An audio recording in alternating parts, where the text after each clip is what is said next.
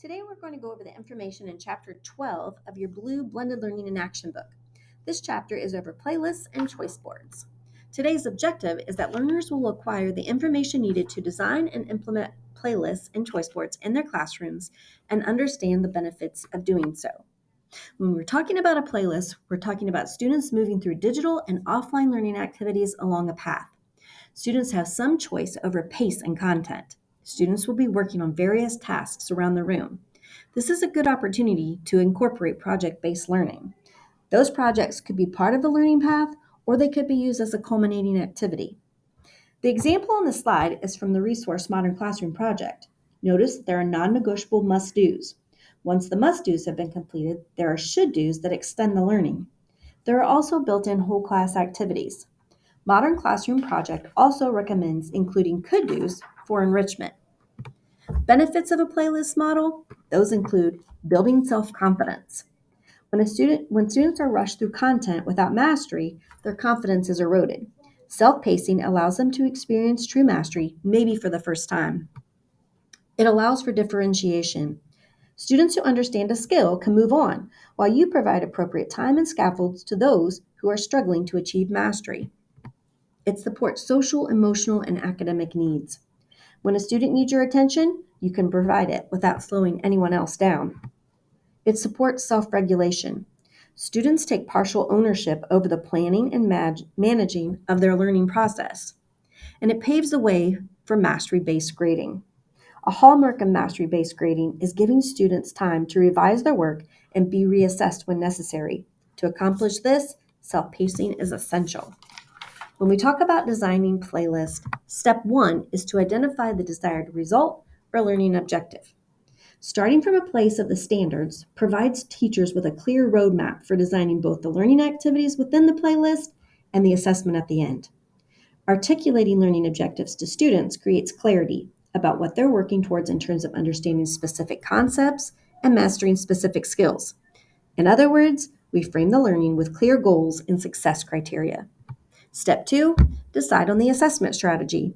That can mean allowing students a choice when it comes to how they demonstrate their learning at the end of a playlist. This could mean designing a standards-aligned rubric to assess their progress, or it could also mean using the required district assessment. And step 3, creating the learning path. The learning path should include built-in formative assessment.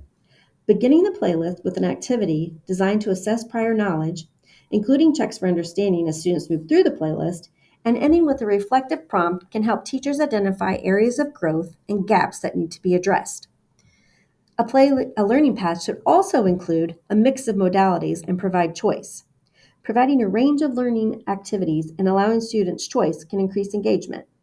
And there should also be time built in for conferencing. Strategically placing teacher checks into a playlist provides teachers with an opportunity to spend time with individual learners to review and discuss their progress. This conference can also be used to provide additional instruction, modeling, or guided practice. I've also included some blog posts from Catlin Tucker that you may find helpful. So what is the teacher doing while students work through their playlist? Well, teacher roles include, but it's not limited to, teaching and coaching students along the way, selecting digital tools and curriculum, creating projects and playlists, pre-planning motivation and incentive strategies, facilitating discussions, building class culture and community, assessing student progress through formative measures, designing classroom learning spaces, providing timely feedback, as well as giving direction, encouragement, and instruction, and collaborating with students to set goals. As students work through playlists individually, it's important to consciously work on community building.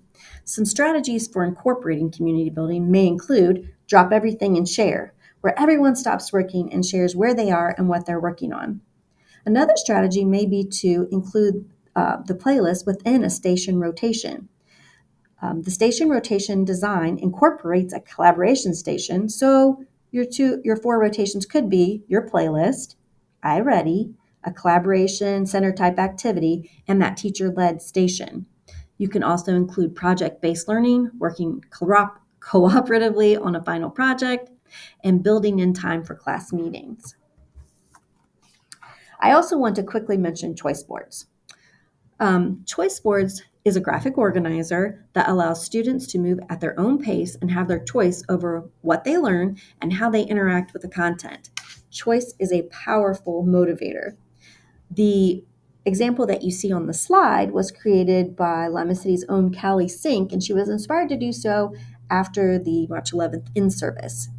There are also some additional blog posts from Catlin Tucker that you may find helpful.